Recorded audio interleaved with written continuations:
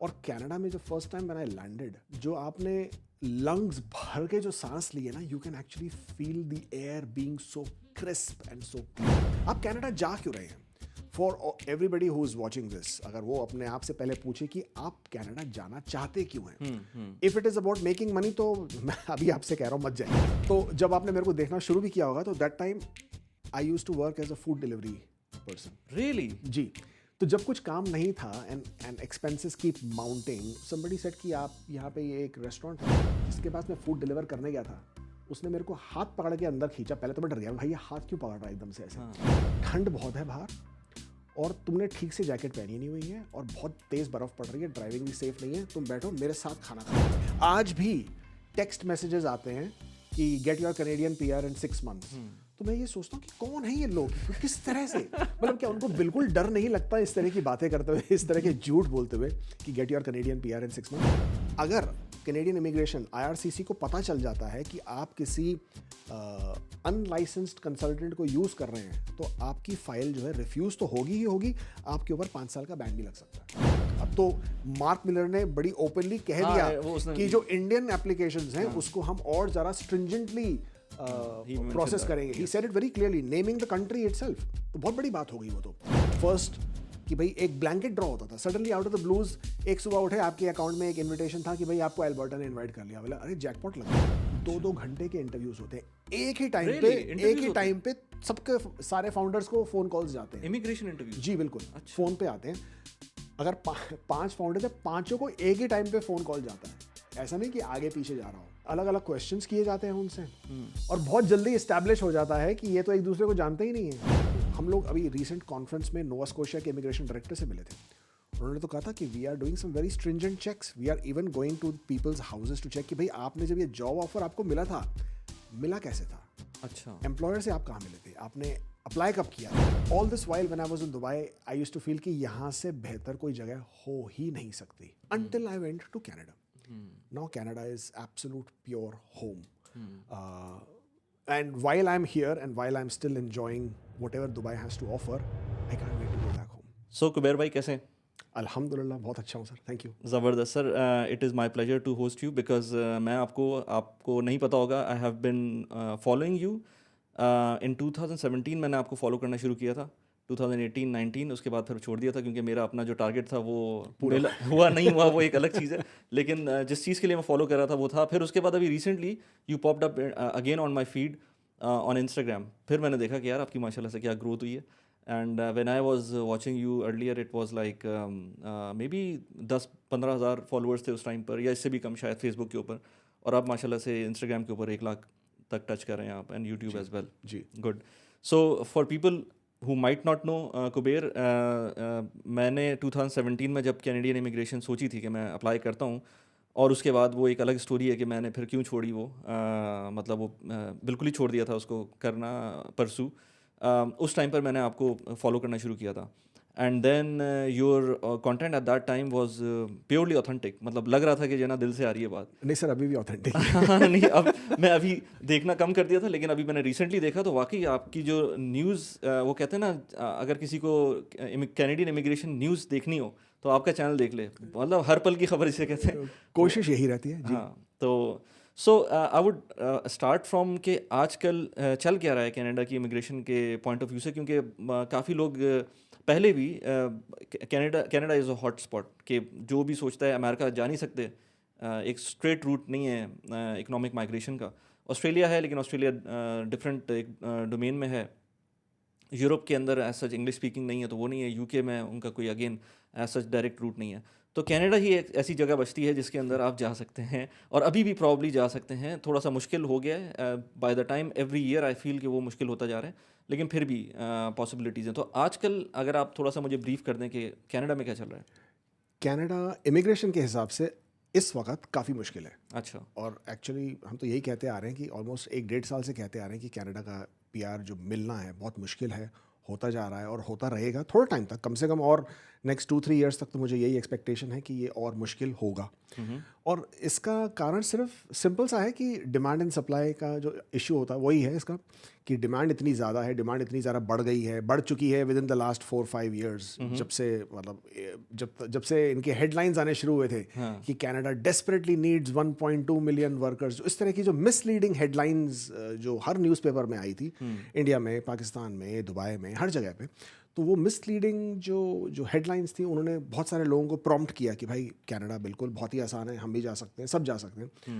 And not only that, जो हमारे इतने सारे एजेंट्स जो बैठे हुए हैं हर कंट्री में जो कि प्रमोट करते हैं कनाडा को, तो डिमांड एंड सप्लाई को लेकर काफ़ी सारी जो डिमांड जो बढ़ गई, तो सप्लाई तो लिमिटेड रहेगी। उनका ऑब्वियसली एक एनुअल कोटा है जिसको वो टारगेट करते हैं, और उस हिसाब से इस वक्त जो स्कोर्स हैं, जिस तरह से कैनेडियन इमिग्रेशन चलता है, इट्स प्राइमरीली पॉइंट्स बेस्ड, चाहे वो एक्सप्रेस एंट्री ले लिए जाए या प्रोविंशियल नॉमिनी प्रोग्राम्स ले लिए जाए, majority of them are points based.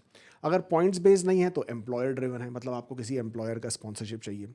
जिस तरह से आप दुबई में हैं, सऊदी में हैं, सऊदी में वकाला चाहिए, दुबई में लेबर अप्रूवल चाहिए, तो उसी तरह से कनाडा में LMIA चाहिए to get a work permit. तो ये सब जो चीज़ें, इन सब हालातों को देखते हुए it has predominantly become more difficult कि भाई एम्प्लॉयर नहीं मिलते, स्कोर्स नहीं बनते, और इसीलिए अगर कोई बाहर से आना चाहता है इस वक्त कनाडा, तो उसके क्या चांसेस हैं एक रेगुलर रूट के थ्रू?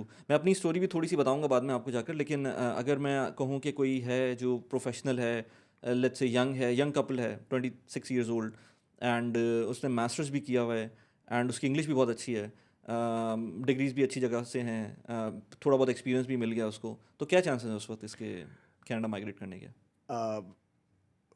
सिंपल आंसर ये है कि बहुत मुश्किल है, बहुत मुश्किल है। But if you go into details of understanding somebody's profile, तो फिर आपको थोड़ा डिग डीप करना पड़ता है कि किस तरह का वर्क एक्सपीरियंस है, क्या उनके कोई कनेक्शंस हैं कनाडा में, क्या वो कनाडा में पढ़ाई का रूट ऑप्ट कर सकते हैं कि नहीं। वर्क एक्सपीरियंस से आज की डेट में बहुत फ़र्क पड़ता है, क्योंकि Canada opted for category demand draws, जिसका मतलब कि वो उन्होंने स्पेसिफिक कैटेगरीज आइडेंटिफाई करी हुई हैं जो उनकी लेबर मार्केट शॉर्टेज को केटर करती हैं, और ये कैटेगरीज में अगर उनका वर्क एक्सपीरियंस है, चाहे सिर्फ 6 महीने का हो, तो फिर उनके चांसेस बहुत अच्छे बन जाते हैं। और ये मैं काफ़ी टाइम से लोगों को कहता हुआ आ रहा हूँ, बट फॉर सम रीज़न समझ में नहीं आ रही लोगों को बात, कि भाई आप जो है आइडेंटिफाई करें किस कैटेगरी में, किस ऑक्यूपेशन में आप कम से कम 6 महीने से 1 साल का वर्क एक्सपीरियंस गेन कर सकते हैं, और उसको यूज़ करिए ताकि आपका रास्ता आसान बन सके। कैटेगरीज़ में क्या क्या है? स्टेम है, बट स्टेम का स्कोर्स काफ़ी हाई है, क्योंकि कनाडा में ही काफ़ी सारे लोग हैं ऑलरेडी काम कर रहे हैं वहाँ पे, रह चुके हैं, पढ़ाई कर चुके हैं वो स्टेम कैटेगरी में, तो स्कोर स्टेम का काफ़ी हाई है।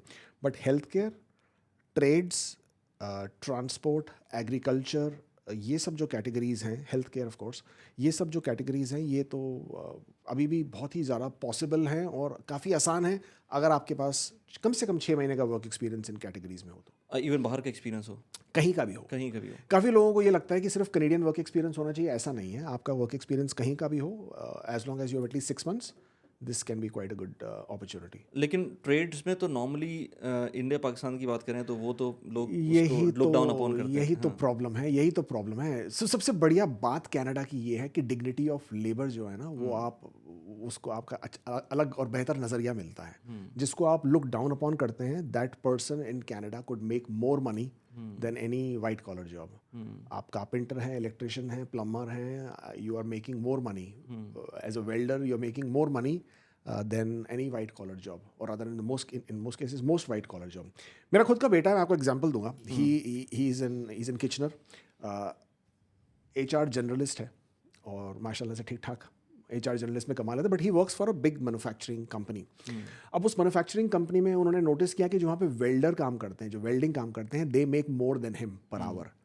तो उनको भाई को जुनून पड़ गया कि भाई ये तो मैं क्या कर रहा हूँ, मैं तो गलत कर रहा हूँ, और आगे भी कुछ नहीं होना। नहीं, तो इसने, मेरे बेटे ने क्या किया, he then went through a certification course, उसने वेल्डिंग सीखी, और अब वो वर्कशॉप का सुपरवाइजर बन गया है and he is making more money and even on the weekend जब वो पार्ट टाइम वगैरह भी जब करता है एज अ वेल्डिंग, ज़्यादा पैसे he is making almost double than what he was making as an HR journalist in the same company.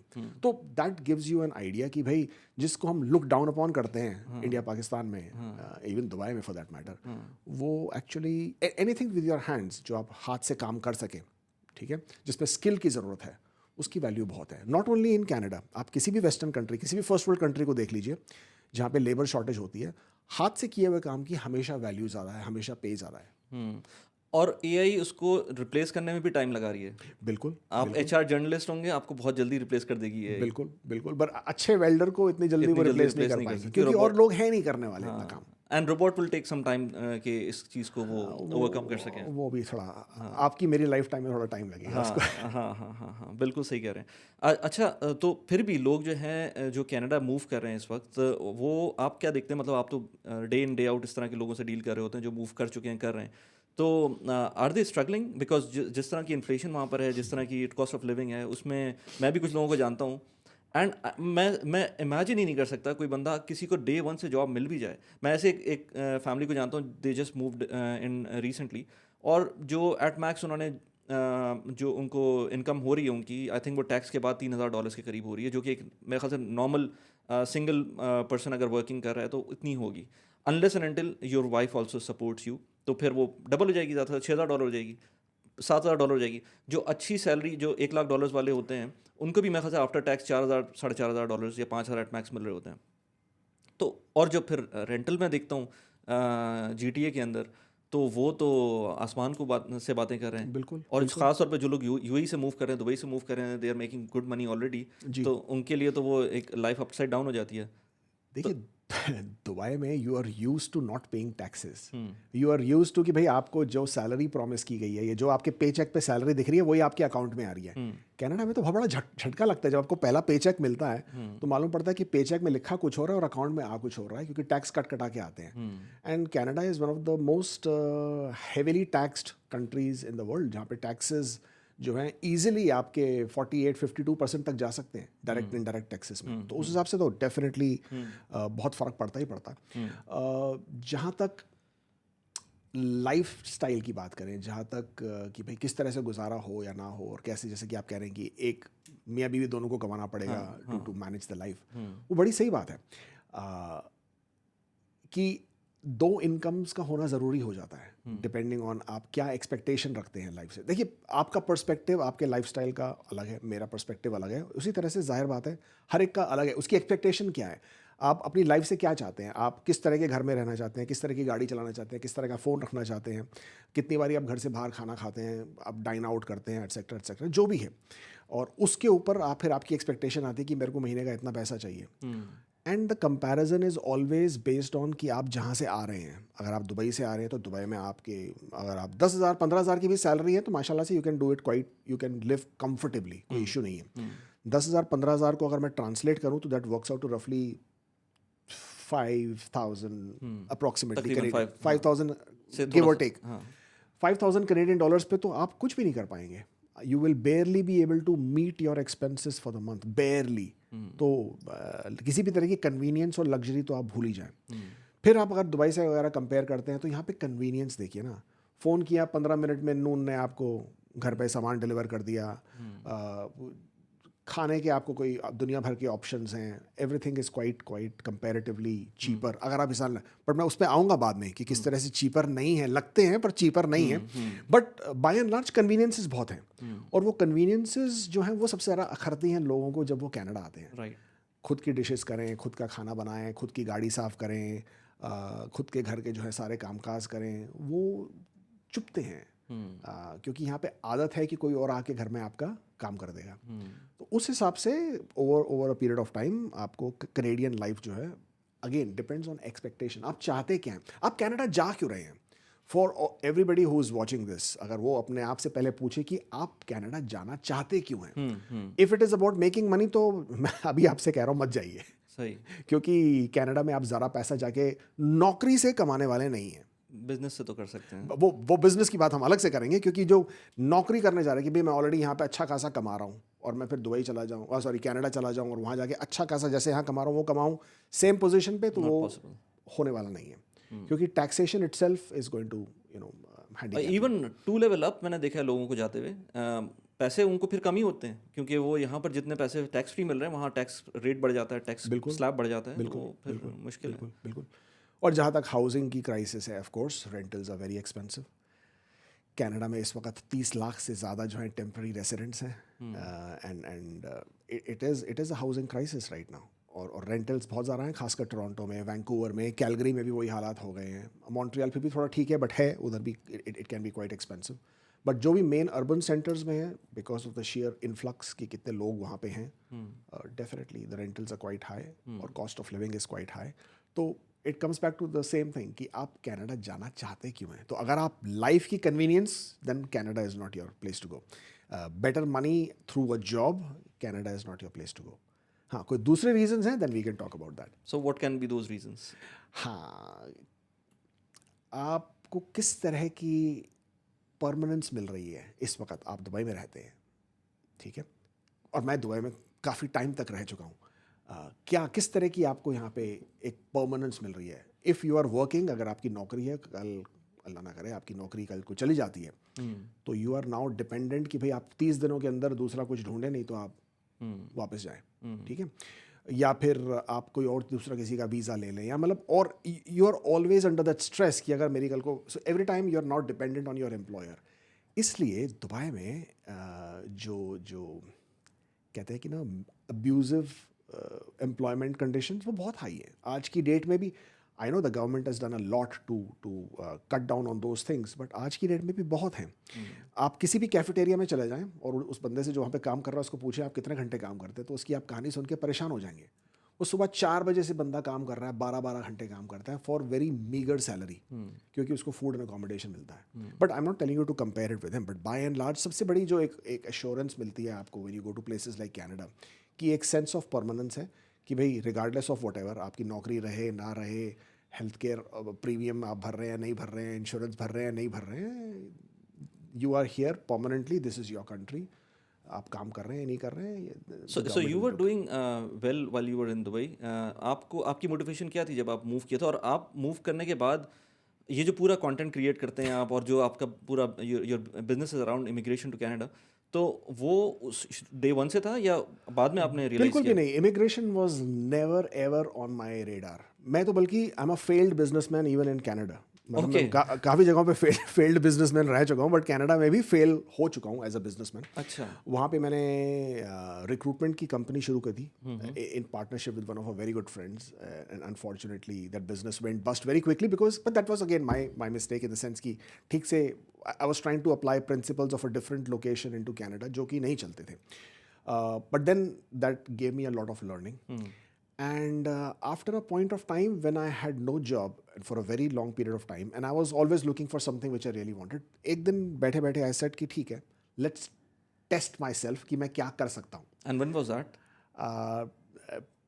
Periods में नहीं जाएंगे तो बेटर है, बट 2016-2017 की बात कर रहा हूँ। okay. और that's when I Because decided. I was thinking of my own point when I was starting to watch you, और वो भी अराउंड 2017 ही था। अगर आप एक्सपर्ट हैं और बैक होम पैसे भेजते हैं, पाकिस्तान, इंडिया, नेपाल, बांग्लादेश, कहीं भी पैसे भेजते हैं, तो आपके लिए एक बहुत अच्छी ऐप है टैप टैप सेंड की। टैप टैप सेंड के थ्रू आप पूरी दुनिया में कहीं भी हों, चाहे यूएस में हो, यूरोप में हो, यूएई में हो, कहीं भी हो, आप बहुत आराम से पैसे भेज सकते हैं विदाउट एनी एडिशनल चार्जेस। सबसे अच्छी बात यह है कि इस ऐप के थ्रू जब आप पैसे भेजते हैं तो बहुत जल्दी रिसीव होते हैं, और आपके पास एक रिकॉर्ड रहता है कि आपने कितने पैसे भेजे, किस रेट पे पैसे भेजे हैं। रेट भी बहुत अच्छे होते हैं। मेरा रेफरल कोड यूज़ करेंगे तो आपको 25 दिरहम्स, $10, 10 पाउंड्स या 10 यूरोज़ का रेफरल बोनस भी मिल सकता है। लिंक मैंने डिस्क्रिप्शन में डाला हुआ है और कमेंट में भी आपको मिल जाएगा। Send money and enjoy. Now let's get back to the video. तो जब आपने मेरे को देखना शुरू भी किया होगा, तो that time I used to work as a food delivery person. Really? जी।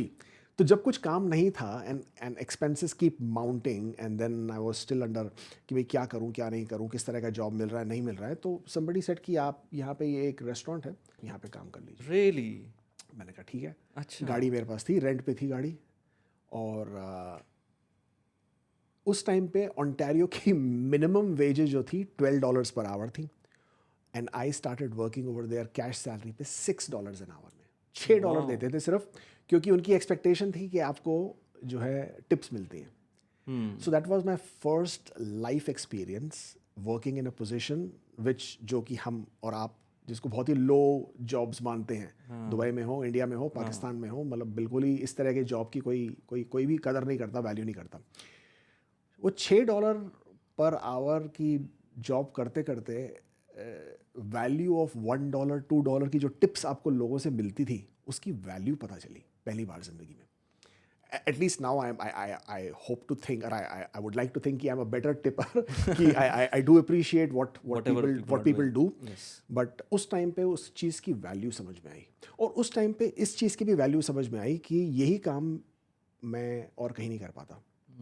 और मेरा ईगो मुझे अलाउ ही नहीं करता मैं इस तरह का, जब मैं भूखा मर जाऊँ पर मैं ये काम नहीं करूँगा वाली बात थी. बट यहाँ पे it was more about testing my self, it was more about challenging my self कि मैं क्या कर सकता हूँ, कि ये तो आपने नहीं किया, क्या आप ये कर सकते हैं कि नहीं कर सकते. It was more about that. And it was after you started that business that you're saying, और जो बस्ट हो जी गया. बिल्कुल, बस्ट होने के बाद जब बिल्कुल ख़त्म हो गया और अब समझ में नहीं आ रहा था कि क्या करें, कि मतलब आपने ये भी करके देख लिया, ये भी पैसे करके तो चाहिए आपको. पैसे तो चाहिए. And on an average I would make about $80 per day by way of your $6 per hour plus your जो भी आप टिप्स आप मिलती बनाते हैं. थे. ठीक है. क्या आपने कभी अपने फूड डिलीवरी ड्राइवर को अपने घर के अंदर इनवाइट किया है?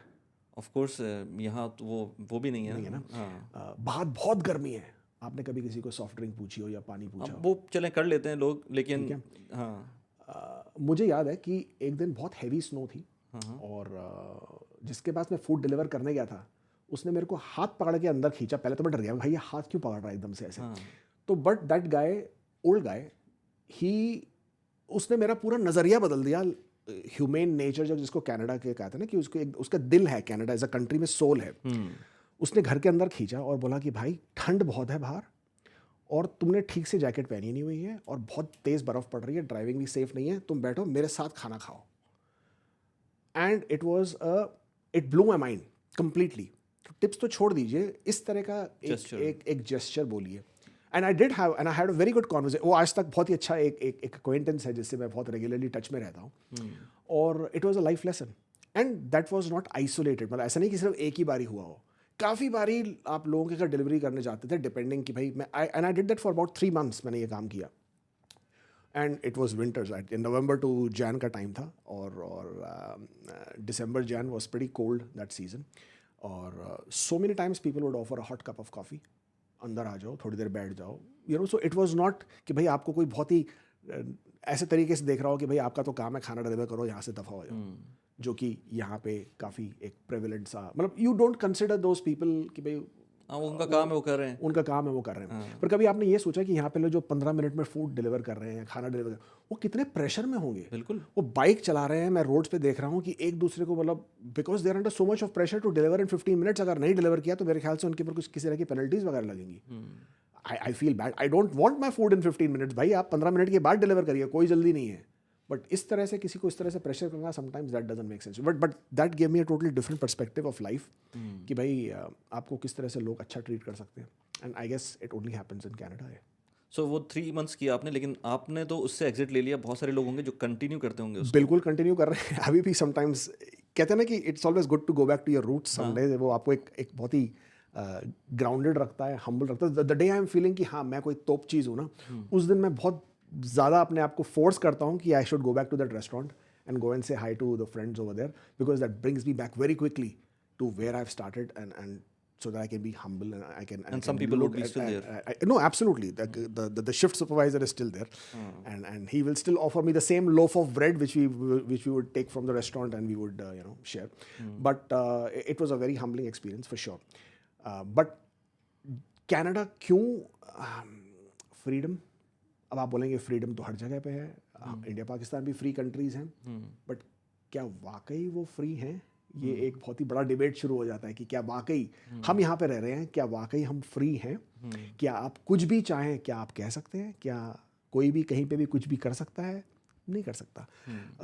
चाहे वो बात माने या ना माने, आप फ्रीली जो भी प्रैक्टिस करना चाहें प्रैक्टिस करिए, जो भी कहना चाहें कहिए. I mean as long you have to always be mindful कि आप किसी और को हर्ट ना करें. बट अगर if you want to express yourself करें. नेचुरल ब्यूटी की तो खैर बात करना ही हाँ, वो कोई कोई कोई मतलब कोई मतलब ही नहीं बनता, because I am sure New Zealand और ऑस्ट्रेलिया भी खड़े हो जाएंगे क्यों में कि भाई हमारी भी नेचुरल ब्यूटी है, but Canada obviously is extremely extremely beautiful. तो for me, and I am a Delhi boy, Delhi का रहने वाला हूँ, and whenever I go back to Delhi, सबसे पहले तो सांस लेने के लिए सोचना पड़ता है कि भाई सांस ली जाए कि ना ली जाए, क्योंकि पता नहीं आप क्या। खासतौर पर सर्दियों में। बिल्कुल बिल्कुल।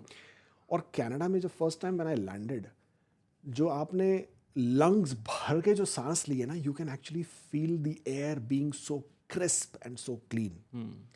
और जब वो एक ओल्ड एज सेइंग है, रोटी कपड़ा मकान, ठीक है, but if you can get clean air, clean water and dignity in terms of whatever you do, तो Canada I think stays number one. You are absolutely right, because बहुत सारी चीज़ें होती हैं लाइफ के अंदर जो आपको खुद डिसाइड करनी होती हैं। अब जैसे आपने कहा कि आपने डिलीवरीज स्टार्ट की at the age of, I mean इतना लेट इन योर करियर, जहाँ पर आपने सब कुछ ऊपर नीचे सब कुछ देख लिया था, उसके बाद वो स्टार्ट किया, दैट वाज दैट। और जो कि बहुत सारे लोग नहीं करते, और इस तरह के लोगों को मेरे ख्याल से जाना भी नहीं चाहिए, अगर वो सोचते हो कि बिल्कुल भी नहीं, हाँ, बिल्कुल ऐसे भी लोगों को नहीं जाना चाहिए, क्योंकि वो उनके लिए डिसअपॉइंटमेंट होगी। बहुत ज़्यादा होगी, क्योंकि if you are not willing to challenge your self, if you not, आप कनाडा अगर आना चाहते हैं तो come with an open mind, and Canada will give you like you can not imagine.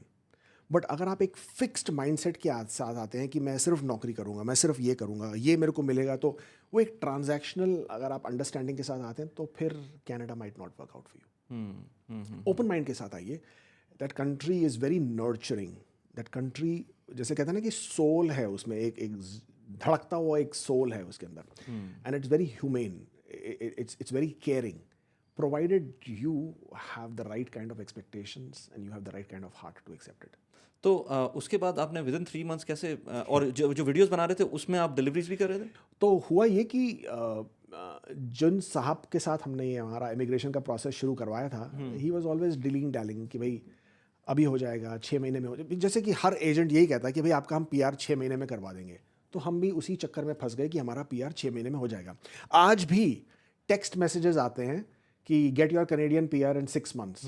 तो मैं ये सोचता हूँ कि कौन है ये लोग, किस तरह से, मतलब क्या उनको बिल्कुल डर नहीं लगता इस तरह की बातें करते हुए, इस तरह के झूठ बोलते हुए कि get your Canadian PR in 6 months. तो हम भी बहरहाल जला हुआ हूँ मैं उसी बात का, राइट। एंड समबडी प्रॉमिस कि भाई आप 6 महीने में आपको दे देंगे हम। तो जब मैं कनाडा पहुंचा, और and every after few months I was asking कि भाई क्या हो रहा है, तो हाँ बस हो रहा है, बस हो जाएगा 3-4 महीने में। तो ऐसे करते करते काफ़ी टाइम लग रहा था। तो आउट ऑफ क्यूरियोसिटी बोलिए, या आउट ऑफ फ्रस्ट्रेशन बोलिए, या आउट ऑफ एंगर बोलिए, जो भी बोलिए, हमने बोला कि कितना मुश्किल हो सकता है, इसको एक बार चेक तो करें कि क्या है, कि हम कहाँ पे हैं। तो जैसे जैसे धीरे धीरे रिसर्च करना शुरू किया, तो पता चला कि हम तो कहीं भी नहीं है, हो ही नहीं सकते थे हम। ठीक है। और उसके बाद हमें ये पता चला कि हमारी तो एक्सप्रेस एंट्री की प्रोफाइल बनाई ही नहीं गई अभी तक। वाओ। और सिर्फ कहा जा रहा है कि हाँ हो जाएगा, मतलब there is absolutely nothing there. तो यही करते करते ध्यान में आया कि भाई ये absolutely something is not right. That's when the research started. तो फिर पता चला कि जिन क्वेश्चंस का हम जवाब ढूंढ रहे हैं वो बहुत लोग ढूंढ रहे हैं। तो इसी तरह से वो जवाब लोगों के फेसबुक ग्रुप्स वगैरह को ज्वाइन करके हम लोगों ने दूसरों के, फॉर एग्जांपल अगर आप ये पूछ रहे हैं कि मैं वर्क एक्सपीरियंस का डॉक्यूमेंट किस तरह से बनाऊँ, और वही मैं अभी रिसर्च करके खुद बैठा हूँ, तो आपको मैंने वही जवाब दे दिया जो मैंने अभी रिसर्च किया था। तो ऐसे ऐसे धीरे धीरे लोगों को लगा कि पता नहीं, इनको शायद कुछ पता होगा। तो बड़ी जल्दी में कमेंट्स में आना शुरू हो गया कि आस्क कुबेर, भाई उससे पूछ लो, उसको पता होगा इसके बारे में। तो हम थोड़े से मतलब एक सेंस ऑफ, हाँ, एक सेंस ऑफ रेलेवेंस आनी शुरू हो गई भाई, हाँ, टू दी इफेक्ट कि मैं 12 से 14 घंटे फिर उसी चक्कर में लगा कि भाई हाँ ये काम अच्छा है, मतलब लोगों को जवाब दो, सवाब लो, और मतलब it's a feel good feel about monetisation at that point. नहीं, you will be surprise, monetisation was never ever ever on the charts, really never. और यही चलता रहा, और इसी तरह से मैं ग्रुप्स में बहुत एक्टिव था, टू दी इफेक्ट कि जो ग्रुप के ओनर्स थे या जो भी थे, दे गॉट वेरी इनसिक्योर्ड। उन्होंने मेरे को किक आउट कर दिया कि एक बारी, हाँ ये कुछ ज़्यादा ही चौड़ा हो रहा है, कुछ ज़्यादा ही इन्फॉर्मेशन दे रहा है, भाई कोई उनको नहीं पूछ रहा वाला। ऐसे 1-2-3 ग्रुप से मेरे लॉयर के ग्रुप से निकाल दिया, एक दूसरे के 2-3 ग्रुप्स थे। तो मैं फिर बड़ा परेशान, मैं कहा यार तो मतलब गलत ही बात है, मतलब हम तो कोई, अगर आप कुछ गलत काम करें तो बात अलग होती है, तो यहाँ पे तो ऐसा कुछ था नहीं।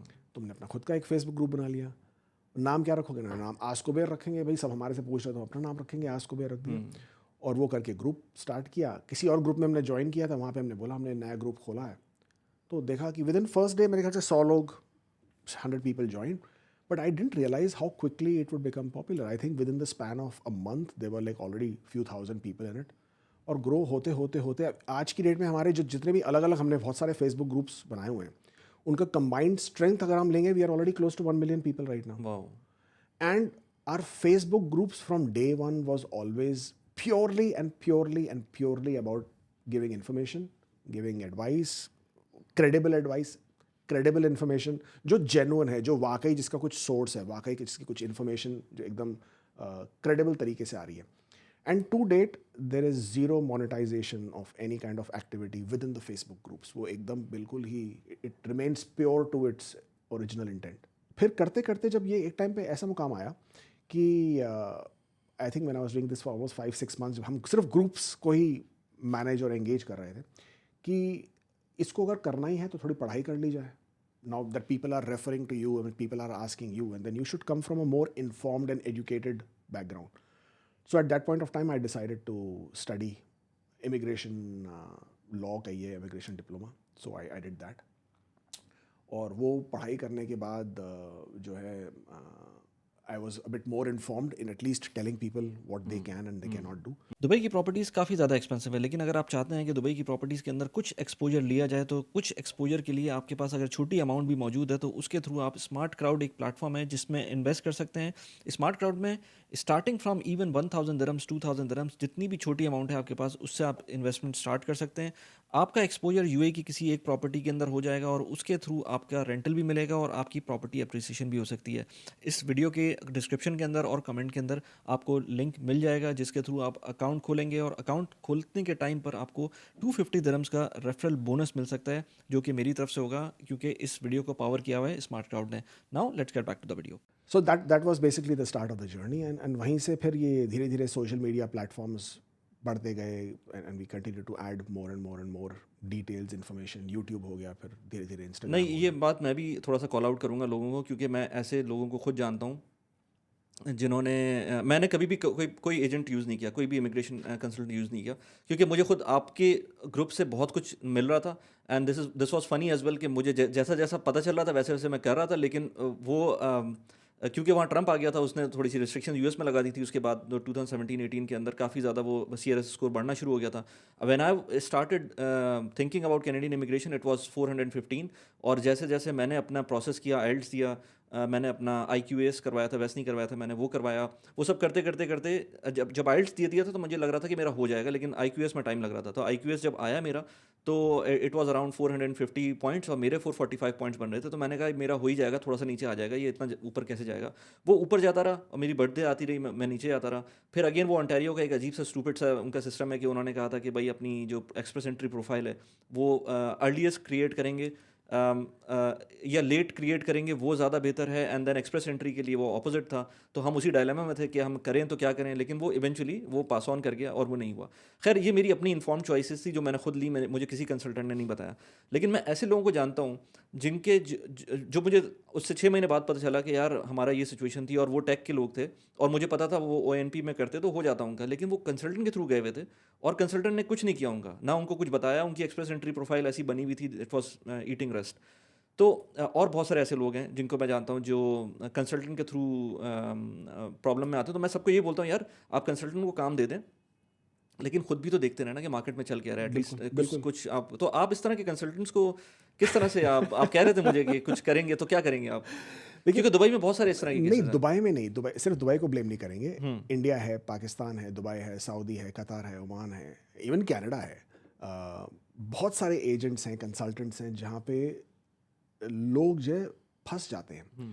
फर्स्ट ऑफ ऑल, लोग ये नहीं सुनना चाहते कि उनका शायद काम ना हो या may be Canada is not for them. वो सुनना ही नहीं चाहते. तो हमारे साथ भी ऐसा कई बार होता है, क्योंकि हम लोग काफ़ी ब्लंट हैं, अनफॉर्चुनेटली या fortunately, I don't not know. हम लोग बहुत ब्रूटली ऑनेस्टली बोल देते हैं कि देखिए आप अपना टाइम वेस्ट कर रहे हैं, may be Canada is not for you. तो लोगों को बुरा लगता है. फिर वो किसी और के पास चले जाते हैं जो उनको कहता है कि नहीं हम आपको 6 महीने में PR लगवा देंगे, आप 10,000 दिरहम दीजिए. तो उनको लगता है कि नहीं, वो बंदे उसको ज़्यादा पता है, उससे 10,000 दिरहम ही कर रहा है वो तो. हाँ, तो वो हम उसको फिर यही कहते हैं कि ठीक है, आपको साल 2 साल बाद जब आपके ये पैसे डूब जाएंगे फिर आपको हमारी बात शायद याद आएगी. बट ये एक बहुत ही कॉमन फिनोमेना है. जो लोग कनाडा में काम नहीं करते, पढ़ते नहीं हैं, उनके लिए what we refer to as a 67 point calculator, वो लागू होता है for a federal skilled worker program, जो कि एक्सप्रेस एंट्री का एक प्रोग्राम है। तो अगर आपके 67 पॉइंट्स बन जाते हैं तो आप एलिजिबल हैं। तो यहाँ के एजेंट्स या कहीं के भी जो एजेंट्स हैं ना, सिर्फ ये करते हैं कि आपकी एलिजिबिलिटी स्टैप, देखिए 67 पॉइंट्स बनाना कोई बड़ी बात नहीं है, ठीक है, स्पेशली अगर आपके स्पाउस हैं, मैरिड हैं, और वो भी अगर आइल्ट्स का स्कोर ऐड कर देती है, या अगर आपके कोई रिलेटिव हैं कनाडा में तो वो भी आपके कुछ थोड़े बहुत पॉइंट्स ऐड कर देती है। तो ये 67 पॉइंट्स इन मोस्ट केसेस लाना कोई बड़ी बात नहीं है, बहुत ही आराम से लोगों के आ जाते हैं। लोगों को क्या बोला जाता है कि आप एलिजिबल हैं, आपकी फ़ाइल बना देंगे, हम आपकी फ़ाइल लगा देंगे, और फिर जो है आपका बहुत आराम से हम आपकी पीएनपी में भी फ़ाइल लॉन्च कर देंगे, पीएनपी में भी अप्लाई कर देंगे, एटलांटिक से आपका काम हो जाएगा, वहाँ पे हम आपके जॉब ऑफ़र लगवा देंगे।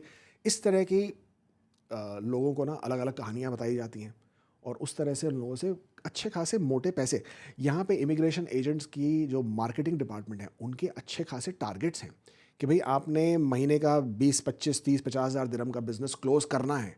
अब वो बेचारा सेल्स एजेंट क्या करेगा? उस जब कहते हैं ना कि कुछ प्रोडक्ट बेचने के लिए नहीं है तो फिर तो कुछ भी हवा में बना के भी बेचेगा। That person has to sell you something. तो फिर आपको ड्रीम्स, जैसे मेरे को आप बोल रहे थे ना कैनेडियन ड्रीम्स, तो ये कैनेडियन ड्रीम्स ही बेचेगा, क्योंकि इन रियलिटी उस बंदे के 67 पॉइंट्स तो बनते हैं, बट क्या उसके एक्सप्रेस एंट्री में इतना स्कोर है कि वो इन्विटेशन उसको मिल सकेगा? इन मोस्ट केसेस नहीं है, और हो भी नहीं सकता उसका, ठीक है। फॉर एग्जांपल, अब अगर आपका स्कोर 500 से ऊपर नहीं है, जो कि आउटसाइड कनाडा तो हो ही नहीं सकता, या किसी का अगर आपका आउटसाइड कनाडा मतलब अगर आपको कोई कनेक्शन नहीं है कनाडा के साथ, तो आपका 500 के ऊपर का स्कोर हो ही नहीं सकता। तो आप उनकी फाइल किस तरह से एक्सेप्ट कर रहे हैं और क्यों कर रहे हैं? करना ही नहीं चाहिए आपको वो फाइल, बट आप बोलिए किसी एजेंट को यहाँ पे या कि पाकिस्तान में या इंडिया में कि भाई मत करें, हो ही नहीं सकता। They will take it. यहाँ पे तो लोगों से कहते हैं कि चलिए आपको हम पेमेंट प्लान देते हैं, 3000 में शुरू कर लीजिए, 5000 में शुरू कर लीजिए, शुरू तो करिए, आपकी फ़ाइल लगा देंगे, फ़ाइल लॉन्च कर देंगे, ये कर देंगे, वो कर देंगे। कहाँ से करोगे? यहाँ पे कोई भी किसी को एक स्ट्रक्चर्ड पाथ नहीं बताता कि देखिए पहले हम आपकी एक्सप्रेस एंट्री प्रोफाइल बनाएंगे, आपका स्कोर इतना होता है, आज का ड्रॉ इतना है, लास्ट 6 ड्रॉज इतने हो चुके हैं, आपका स्कोर इतना बनता है, नेक्स्ट स्टेप आपका ये होगा, उसके बाद ये। कोई भी किसी को स्ट्रक्चर्ड पाथ पे बताता नहीं। और एक बार आपने पेमेंट कर दी, फिर तो मजाल है कोई आपका फोन उठा के आपको जवाब दे दे उस फोन पे। 100%। तो फिर वो यही स्कैम चलते रहते हैं यहाँ पे। तो हमने क्या सोचा है कि हम क्या करने वाले हैं इसको कंप्लीटली बंद करने के लिए। भाई लोगों को यही है ना कि हमारी एक्सप्रेस एंट्री प्रोफाइल जो है वो लॉन्च हो जाए, हमारी एक्सप्रेस एंट्री प्रोफाइल लग जाए, स्टार्ट हो जाए, और उसके लिए लोग 5000 10,000 देने को तैयार हैं। तो we have come up with a campaign कि $149 में हम आपकी एक्सप्रेस एंट्री प्रोफाइल क्रिएट करके जेन्युइन तरीके से ढंग से आपको प्रोफाइल आपके अकाउंट में वापस दे देंगे। ठीक है। प्रोफाइल आपके पास, अकाउंट आपका, कंट्रोल आपका, और सिर्फ 500 कुछ जो दिरहम्स बनते हैं उसमें आपकी प्रोफाइल बन गई। आपको किसी भी एजेंट के पास 5000, 10,000, 15,000, 20,000 खर्च करने की कोई ज़रूरत नहीं है। आप खुद अपने आप नज़र रखिए ड्रॉज क्या हो रहे हैं, अलग अलग प्रोग्राम्स क्या हो रहे हैं, और अगर आपको इन्विटेशन आ जाता है थ्रू, फॉर एग्जांपल आप हेल्थ केयर में हैं, आपका स्कोर 440 है, 450 है, हेल्थ केयर के ड्रॉज तो काफ़ी कम चल रहे हैं, आपको ड्रॉ आ सकता, आपको इन्विटेशन आ सकता है।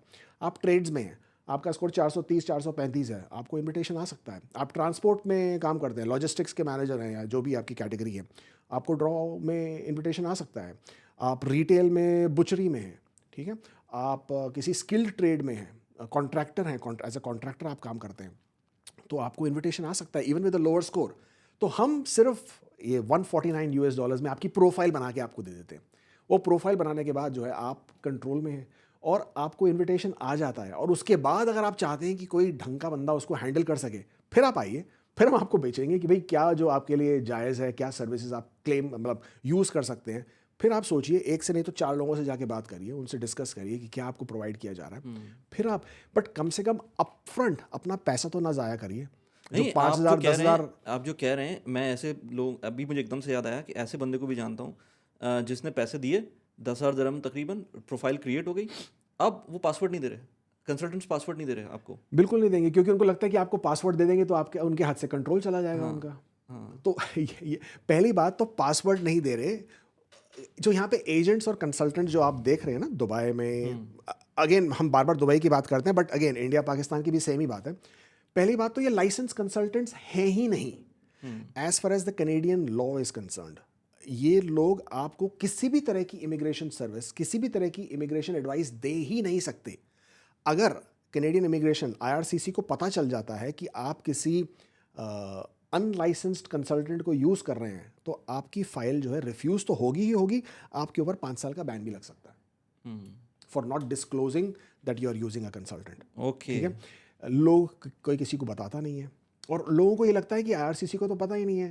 मतलब फर्स्ट वर्ल्ड कंट्री जो ऑलरेडी इतने आर्टिफिशियल इंटेलिजेंस यूज़ कर रही है, they track IP addresses of every single time anybody logs in. उनके पास मैक आईडीज़ हैं, आईपी आईडीज़ हैं, और किसी भी टाइम पे किधर से भी उनको आइडेंटिफिकेशन करना बहुत आसान है कि ये फाइल कहाँ से आ रही है। तो अगर एक ही ऑफिस में से रिपीटेडली एप्लीकेशंस प्रोफाइल्स लॉन्च की जा रही हैं, जिसे कहते हैं, या क्रिएट करी जा रही हैं, और एप्लीकेशन सबमिट हो रहे हैं, सिमिलर क्रेडिट कार्ड से पेमेंट्स हो रही हैं, तो ऑफ कोर्स देन वो कौन सी चीज़ कहाँ से आ रही है। And at any point of time जिस दिन उन्होंने इसको सीरियसली लेना शुरू कर दिया, तो फिर तो definitely you can expect trouble. लोग वो बातें समझते नहीं, और कोई लेकिन उनको बताने लेकिन को इस तैयार नहीं। सब कुछ के बावजूद मैं ये देख रहा हूँ कि लास्ट 2-3 ईयर्स के अंदर जो लोग गए हैं कनाडा, नॉट ओनली कि वो एक्सप्रेस एंट्री के थ्रू जो नॉर्मल रूट होता है, जो एक बहुत पॉपुलर रूट है LMIA का, उसके थ्रू गए हैं। एंड आई वुड से कि 90% लोग जो है वो जिनको मैं जानता हूँ वो वैसे गए हैं जिनको LMIA सिर्फ रूट एज अ रूट चाहिए था, वर्क परमिट नहीं था उनका वो। लेकिन उनको भी ट्रैक तो नहीं कर पा रही ना वहाँ पर गवर्नमेंट। उनको ट्रैक इसके लिए नहीं कर पा रही क्योंकि वो एक इस्टेब्लिश्ड रूट बना हुआ है बहुत टाइम से, और वो इस्टेब्लिश्ड रूट इसलिए बना हुआ है कि that was the leeway given by the government to the employers to hire foreign workers, अगर आपको कोई कैनेडियन सिटीजन या पीआर नहीं मिल पा। Right now that whole LMIA process is coming under a lot of heat. अगर आप कोई भी सोशल मीडिया पे जाएंगे तो LMIA को लेकर टू द इफेक्ट कि देयर इज़ वन ग्रुप जिन्होंने एक फुल फ्लेज प्रोग्राम बनाया है विद अ मैप, जिस पे उन लोगों ने हर उस कंपनी जिसने LMIA अप्लाई करे हैं उनको पिन किया हुआ है, अच्छा। ताकि कैनेडियंस और रेजिडेंट्स जो भी हैं जो इस चीज़ के खिलाफ हैं, वो उन बिजनेसेस को बॉयकॉट कर सकें जो कि इस तरह के रूट्स Really? यूज़ करते हैं। जी बिल्कुल। अच्छा। और from what I am hearing it is been quite impactful. अब businesses are getting directly hit because it's public knowledge कि भाई कौन सी कंपनी ने LMIA अप्लाई करें, कितनी बारी करें, ये कौन पब्लिक सी, पब्लिक ये पब्लिक नॉलेज है। अच्छा। अगर आप जाएं थोड़े से विद अ फ्यू सर्चेस आप आइडेंटिफाई कर सकते हैं, पूरी लिस्ट आपको मिलेगी कि कौन सी कंपनीज हैं जिसने जितने LMIA अप्लाई किए हैं। बल्कि मेरे खुद के पहले वीडियोस बनाए हुए मैंने कि भाई आप इस तरह से सर्च कर सकते हैं, इस तरह से आप ढूंढ सकते हैं इन्फॉर्मेशन को कि भाई कौन कौन सी कंपनीज हैं जिन्होंने कितने LMIA कौन सी पोजीशन के लिए अप्लाई किए हुए हैं, किन के अप्रूव हुए हैं, वो सब इन्फॉर्मेशन अवेलेबल है। अच्छा अच्छा, सही। तो अभी जो लोग एक तो नए लोग हैं जो जा रहे हैं, और एक जो एग्जिस्टिंग लोग हैं, वो काफ़ी बड़ी अमाउंट है जो कि टेम्प्रेरी रेजिडेंट हैं वहाँ पर, और आई वुड से 95% का यही है एम कि वो PR में कन्वर्ट हो जाएं। तो उनके पास रूट है इस वक्त, जो कि सिचुएशन है, जॉब्स की सिचुएशन है, और ओवरऑल जो इमिग्रेशन की सिचुएशन है उसमें है उनके पास चांस। 30 लाख लोग हैं कनाडा में इस वक्त, 3 मिलियन। बल्कि ज़्यादा, more than 3 million. And majority of these 3 million obviously they don't want to go back. नहीं तो कनाडा उनका आने का मकसद ही नहीं बनता था। Of course there will be a big percentage of this who will want to return back, but more than 3 million majority don't want to go back. But क्या उनके पास PR का ऑप्शन है? नहीं है। सबके पास तो बिल्कुल भी नहीं है। और आने वाले 1-2-3 सालों में you will see a lot of people returning back disappointed, disheartened. But कभी कभी मेरे को ये लगता है कि instead of blaming the circumstances, instead of blaming the country, as of right now I know the immigration minister उनको he's getting a lot of flack from people कि भाई, but उनकी गलती थोड़ी है। At the end of the day, what is an immigration minister's responsibility? His responsibility is towards his own country. अब Canada कुछ भी करता है वो कनाडा के बेनिफिट के लिए करता है, लोगों के बेनिफिट के लिए नहीं करेगा। Why would anybody expect कि भाई अनफेयर है? अनफेयर कैसे होता है भाई? Immigration laws, immigration policies, immigration जो प्रोसेसेस हैं, they are only meant to benefit Canada. लोग ये बात भूल जाते हैं। लोग इस बात को पर्सनली लेके ये सोचने लगते हैं कि हमारे साथ गलत हुआ। आपके साथ गलत नहीं हुआ, ये तो कैनेडियन बेनिफिट में है। जब तक था तब तक था, अब नहीं है तो अब नहीं है। And eight the end of the day आपने किया क्या? कनाडा में आए, आपने वो पढ़ाई करी जिसकी कोई वैल्यू नहीं है, आपने वो जॉब्स करे जिसकी कोई प्रायोरिटी नहीं बनती, मतलब बिल्कुल ही एकदम एंट्री लेवल पोजीशंस पे आपने काम किया। अब आप कंप्लेन कर रहे हैं कि आपका वर्क परमिट एक्सपायर हो गया तो उसको एक्सटेंड किया जाए, जबकि आपको डे 1 से पता था कनाडा आने से पहले से कि ये जो वर्क परमिट्स हैं वो एक्सटेंड होते ही नहीं हैं। तो जब आपको शुरू से पता था कि मेरा जो वर्क परमिट है 1 साल का है, 2 साल का है, 3 साल का है, इसकी वैलिडिटी इतनी है, इसके बाद इसको एक्सटेंशन नहीं मिलेगा, तो shouldn't you have been using that time in a better manner? तो आपने अपने स्किल्स को अपग्रेड किया नहीं, आपने उस तरह का वर्क एक्सपीरियंस गेन किया नहीं, अब you are coming to the end of the line, तो अभी आपको लग रहा है कि गवर्नमेंट जो है वो अनफेयर है। वो ऐसा ऐसा नहीं है। सिमिलरली इतने सारे लोग जो कनाडा में एज अ विजिट वीज़ा पे आए, तो उनका तो इंटेंशन फ्रॉम डे वन ही उसको Return मिस यूज़ करने का था कि भाई हम कनाडा विजिट पे चले जाएंगे और वहाँ से वापस नहीं आएंगे, या तो हम वहाँ पे इलीगली रहना शुरू कर देंगे, या वहाँ पे असाइलम क्लेम कर लेंगे, या फिर हम कोई LMIA लेकर वहाँ पे वर्क परमिट ले लेंगे और फिर PR का पाथवे ढूंढेंगे। तो उनका तो शुरू से ही intention was never ever clear. But लोग ये भूल जाते हैं कि जब भी वो इस तरह के काम करते हैं ना, आने वाले लोग उनके ऊपर फ़र्क पड़ता है। आज की डेट में पाकिस्तान से approval rates are very low, ठीक है, because not only Pakistan, there are so many other Approvals for countries. Visit visas, Visit visas, visit visa के approval rates are very, not only visit visas, study visas के भी rate, approval rates बहुत लो हैं। अगर आप देखेंगे इट्स नियरली 52 to 54% ओनली, मतलब only approximately half applications are approved. But ऐसा क्यों है?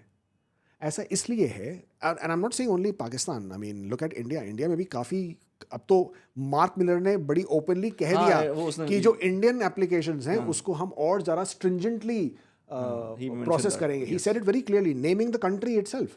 तो बहुत बड़ी बात हो गई वो तो, प्रोवाइडेड कि भाई इस वक्त इंडियंस की जो तादाद है कनाडा में वो इस तरह से बढ़ती जा रही है जैसे मतलब इट्स अनइमेजिनेबल, और नेगेटिविटी बढ़ रही है।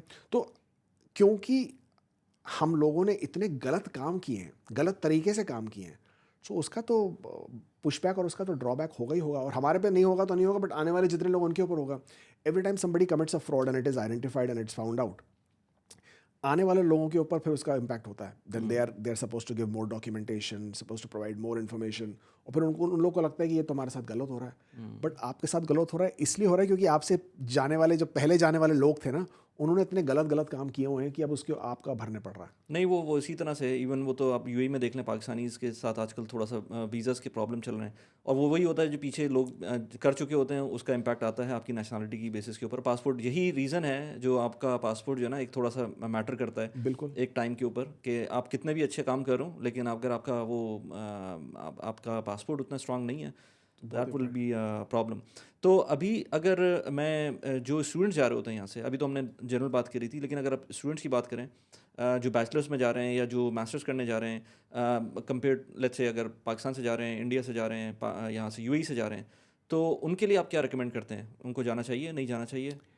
I normally don't recommend bachelors, क्योंकि अगर आप फॉर एग्जांपल यूएई से तो नहीं कहूँगा, क्योंकि जैसे आप खुद भी कह रहे थे कि यूएई में ऑलरेडी फीस का क्वाइट हाई है फॉर बैचलर्स। अगर आप यहाँ पे भी पढ़ते हैं तो कनाडा जाने में कोई बड़ी बात नहीं है।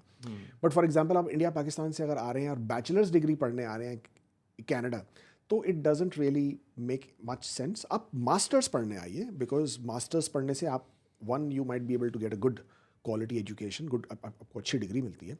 और मास्टर्स डिग्री पढ़ेंगे तो आपको 3 साल का वर्क परमिट भी मिलता है, but just by doing a 16-month master versus doing a bachelors degree जो आपकी 4 साल की डिग्री होती है। वही डिग्री आप इंडिया में तीन साल में ख़त्म कर सकते हैं, तो 1 साल आपका वो बच जाता है। फिर while you are studying in India you can also gain foreign work experience. वो फॉरेन वर्क एक्सपीरियंस आपको PR के टाइम पे बहुत वैल्यूएबल है।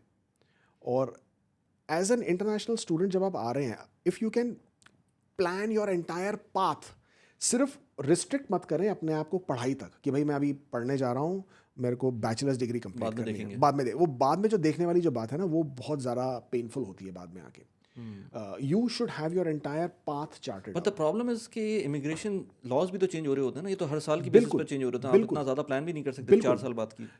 इसीलिए जो पाथ प्लान करना क्यों ज़रूरी है, क्योंकि देन यू आर अवेयर कि क्या क्या हो रहा है, and if and when the changes happen you are able to pivot yourself. ठीक है, पहले ये था कि भाई आपने डिग्री कंप्लीट कर ली, आपको वर्क परमिट मिल जाएगा 3 साल का, आपने नॉक बी, जिसको कहते हैं नॉक बी जॉब आपने करना है, मतलब कोई भी स्किल्ड आपने वर्क एक्सपीरियंस गेन करना है, तो आपका PR का पाथवे बहुत आसान हो जाता है। ऑफ कोर्स आपको इंग्लिश लैंग्वेज के टेस्ट्स देने हैं, way you have to score quite well. अब आप कह रहे हैं कि लॉज चेंज होगा, लॉज चेंज हुए कि भाई सिर्फ वर्क एक्सपीरियंस मैटर नहीं करेगा, किस तरह का वर्क एक्सपीरियंस है वो भी मैटर करेगा। अब आप पढ़ाई कर रहे हैं, आपको पता चलेगा कि वर्क एक्सपीरियंस जो है, category of work experience matter करेगा, means you will start looking for jobs in two specific categories which will then further help you. But क्योंकि आपको शुरू से पाथ पता था, तो you are able to pivot. जब आपको पता है कि भाई इस प्रोविंस में मैं जा रहा हूँ, इस प्रोविंस में मैं ये पाथ पे आगे PR अप्लाई करने वाला हूँ, फिर प्रोग्राम चेंज हो गए, तो आपको पता चल गया कि ये प्रोग्राम चेंज हो गए, then you should be immediately be ready to pivot and say okay मैं दूसरी प्रॉब्लम में जा रहा हूँ। इन्फॉर्म्ड डिसीजन होना चाहिए। बिल्कुल बिल्कुल।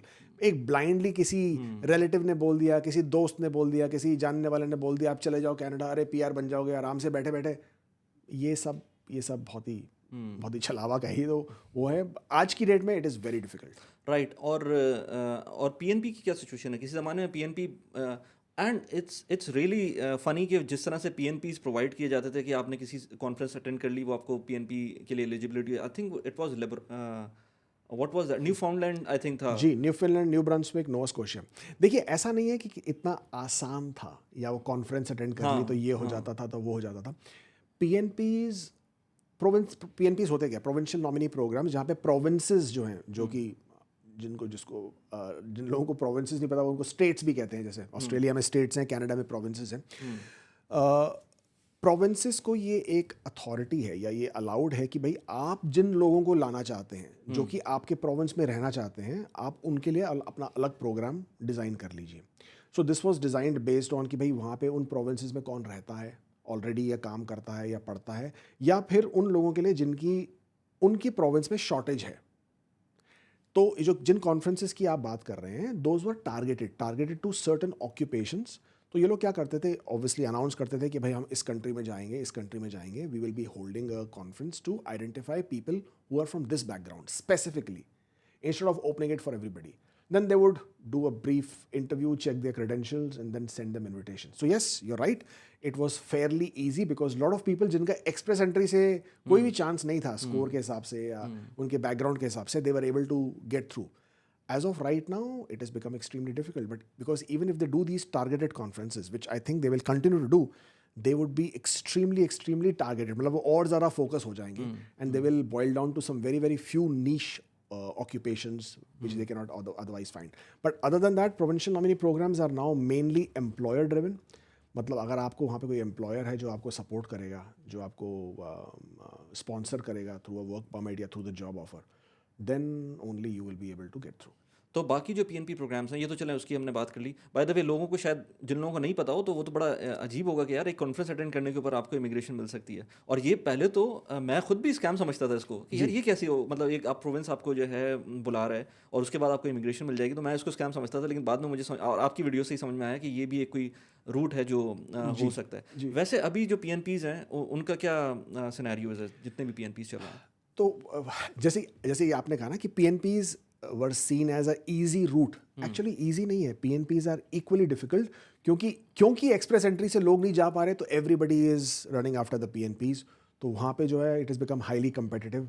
Saskatchewan is a favorite for Pakistanis, for people who are in Dubai, for people who are in Saudi, क्योंकि Saskatchewan was able to pick out a lot of profiles जहाँ पे काफ़ी सारे जो लोग यहाँ पे रहते हैं, चाहे वो हेल्थ केयर में हैं, एडमिन में हैं, फाइनेंस में हैं, इंजीनियरिंग में हैं, they were able to get through quite easily.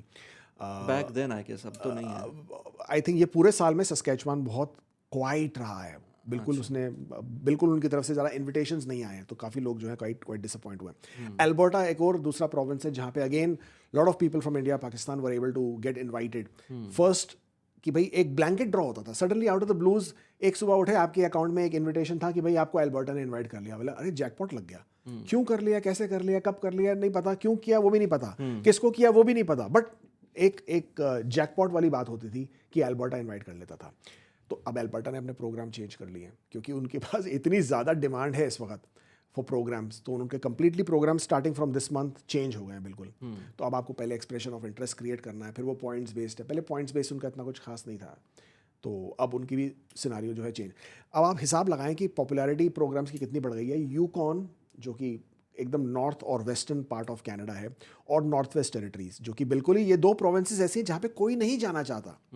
मतलब ये इतनी बड़ी बड़ी प्रोविंसेस हैं कि जिसमें मतलब हम इंडिया और पाकिस्तान को मिला के भी ना, ये अगर इनको डाल दें इन प्रोविंसेस तब भी ये प्रोविंसेस और बड़े हैं उनसे, just adding two countries physically itself, geographically. इन कंट्रीज की पॉपुलेशन 1.5 लाख 2 लाख है टोटल। मतलब अगर आप किलोमीटर्स पे किलोमीटर्स मीलों चलते रहेंगे तब भी आपको कोई दूसरा इंसान नहीं दिखेगा, दूसरा बंदा नहीं दिखेगा। इस तरह से ये बैरन है, बिकॉज अनइनहैबिटेबल है, काफ़ी स्नो पड़ती है, काफ़ी ठंडे एरियाज हैं ये। इनके पीएनपी प्रोग्राम्स मई में बंद हो गए क्योंकि फुल हो गए। भाई what I am trying to tell you is कि इतनी ज़्यादा डिमांड बढ़ चुकी है दैट पीपल आर सेइंग भाड़ में गया कि वो जगह वहाँ पे रहने लायक नहीं है, मेरे को किसी भी तरह से पीएनपी चाहिए या पीआर चाहिए, I am willing to go and live in these provinces also. तो वो प्रोविंसेस जिनके यूजुअली एनुअल कोटा कंप्लीट ही नहीं होते थे क्योंकि लोग इतने मिलते नहीं थे उनको, इस वक्त बाय अप्रैल में उनके कोटे कंप्लीट हो गए पूरे, कि भाई हमारे को और लोग नहीं चाहिए, हमारे ऑलरेडी फुल हो गया। सही। सो दैट टेल्स यू कि how difficult it has become otherwise. बाकी ओंटारियो तो वैसे ही आसान नहीं है, वो अजीब अजीब किस्म के ड्रॉज आते हैं जहाँ पर उनकी वैल्यूज ऑलमोस्ट सेम होती है जो एक्सप्रेस एंट्री की होती है। ओंटारियो में डिमांड है हद से ज़्यादा, सप्लाई वही लिमिटेड है, but on that note Ontario also has the largest number of quota in terms of the PNP programs. Okay. इस वक्त इस साल तो उनका 20,000 कुछ का कोटा है। तो but then they are the only province who is left कि जो कनाडा से बाहर हैं लोग, जिनका कनाडा से कोई कनेक्शन नहीं है, वो फिर और कोई जॉब ऑफर भी नहीं है, कुछ भी नहीं है, फिर भी इनवाइट करते हैं, चाहे वो हेल्थ केयर के अंडर करते हो, चाहे वो स्टेम के टेक के अंदर करते हो। और अभी तो उन्होंने एक बिल्कुल ही अलग ही ड्रॉ बना दिया जिसमें अदर प्रायोरिटी ऑक्यूपेशंस थे, मतलब फाइनेंस के भी, मार्केटिंग के भी और एडमिन के भी, सबको बुला लिया। इसीलिए प्रोफाइल बनाना बहुत अच्छा है, अपनी प्रोफाइल ज़रूर बनाइए। कब पता नहीं कौन सा प्रोविंस उठ के आपको सडनली आपके इनबॉक्स में एक इनवाइट आ जाएगी, चलिए आपको इनविटेशन आ गया। तो creating a profile in my opinion I think is a very good idea. You should always create a profile, always have one profile active, चाहे आपके मूड बाद में बने या चांस बाद में बने या कागज़ आप बाद में बनाएं, वो बात अलग हो जाती है, बट एक प्रोफाइल को हमेशा एक्टिव रखिए। अच्छा, एक ज़माना था जब कैनेडियन इमिग्रेशन लोग लेते थे और उसके बाद वहाँ लैंड करके वापस आ जाते थे। अभी भी करते हैं, अभी भी करते हैं, लेकिन अभी तो आपको फिर भी जाना तो पड़ता है ना। हाँ, पहले तो वो आप मिल जाती थी, आपको सिटीजनशिप मिल जाती थी, आप फिर जाते थे वापस और लेके। नहीं ये पता नहीं कौन से साल की बात कर रहे हैं, पुरानी बात है, मतलब बहुत कितनी पुरानी है, मतलब इतनी पुरानी बात है कि मुझे याद है कि पाकिस्तान एयरपोर्ट के ऊपर जो है वो आपका सिर्फ ये कहते थे कि भाई पासपोर्ट पे स्टैंप नहीं लगाना, क्योंकि हमें जब वापस जाना होगा तो हमें और कोई हमारे पास वे नहीं है लोगों को ट्रैक करने का कि हम कनाडा में नहीं है। वो भी स्कैम है, वो था स्कैम ना, अब तो नहीं। वो लोग फ्रॉड करते थे। अच्छा, ठीक है, वो कनाडा में रहते नहीं थे, हाँ, बट वो ये दिखाने के लिए कि हम कनाडा में ही रहते हैं, वो नकली कागज़ बनाते थे, तभी वो कहते थे कि स्टैंप मत लगाइए क्योंकि फिर पता चल जाएगा कि कनाडा से बाहर है। तो वो लोग फ्रॉड करते थे।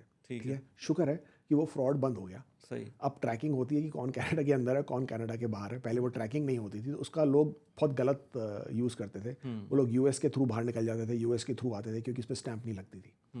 तो क्योंकि स्टैंप नहीं लगती थी, they were easily able to tell the government कि भाई हम तो कनाडा में ही रह रहे हैं पिछले 3 सालों से, तो हमारे को सिटीजनशिप दे दीजिए। बल्कि वो रहते नहीं थे, यहीं रहते थे, दुबई में रहते थे, पाकिस्तान में रहते थे, इंडिया में रहते थे, बांग्लादेश में रहते थे, बट कनाडा में नहीं रहते थे। But in spite of not living in Canada they were able to claim कि भाई हम यहीं रहते हैं। तो ये काफ़ी बड़ा फ्रॉड है जो एक्चुअली अनकवर भी हुआ है, काफ़ी लोग इसमें पेनलाइज भी हुए हैं, काफ़ी लोगों की सिटीजनशिप जो है वो रिवोक भी हो चुकी है इस चक्कर में। लेकिन अब तो नहीं होता होगा क्योंकि अब तो ट्रैकिंग, अब ये बहुत सीरियस ट्रैकिंग चलती है अब तो इसकी। सही। अच्छा, इसके अलावा एक पॉइंट और जो मेरे कुछ फ्रेंड्स के साथ हुआ था, और इनफैक्ट मैं उस फैमिली को जानता हूँ जो उस टाइम पे इफेक्ट हुई थी। अब अनफॉर्चुनेटली वो इशू रहा नहीं है। मैं आपसे उस पर बात करूँगा कि उसको थोड़ा सा डिटेल में बात करें। जो हेल्थ मेडिकल होता था कनाडा जाने से पहले, उसमें कभी कभी अगर आपके जो बच्चे हैं उनमें कोई स्पेशल बच्चे होते थे, उस टाइम पर उनको डिक्लाइन हो जाता था स्ट्रेट अवे। अब मेरे ख्याल से ऐसा नहीं होता। और ये बात अच्छी बात भी है कि वो इंक्लूसिविटी की तरफ गया है कनाडा, लेकिन उस पर मैं आपसे जानना चाहूँगा करंट सिचुएशन क्या है। आप जो बात कर रहे हैं वो कर रहे हैं मेडिकल इनएडमिसिबिलिटी की, राइट। तो कनाडा में आपका जो एप्लीकेशन है या आपकी इनएडमिसिबिलिटी है मेडिकल रीज़न से भी हो सकती है। अलग रीजंस हैं और भी बहुत सारे रीज़न, मेडिकल जो एक मेन बात मानते हैं। और मेडिकल के अंदर आते 3 चीज़ें आती हैं, सेफ्टी, सिक्योरिटी और थ्रेशोल्ड। तो सेफ्टी सिक्योरिटी तो काफ़ी सिंपल है कि मतलब आपकी कंडीशन अगर ऐसी हैं जिससे आप किसी भी कनेडियन रेजिडेंट सिटीज़न को के सेफ्टी और सिक्योरिटी को थ्रेट इम्पोज करते हैं तो आप जो है इनएडमिसिबल हो जाते हैं। तीसरा जो है वो है एक्सेसिव डिमांड थ्रेशोल्ड, कि भाई कनाडा गवर्नमेंट ने एक अमाउंट फिक्स किया हुआ था कि भाई अगर आपकी जो कंडीशन ऐसी है कि हमारे को अगर पैसा खर्च करना पड़े आपकी इस कंडीशन पे which goes beyond this amount, तो फिर हम आपको इनएडमिसिबल मानेंगे।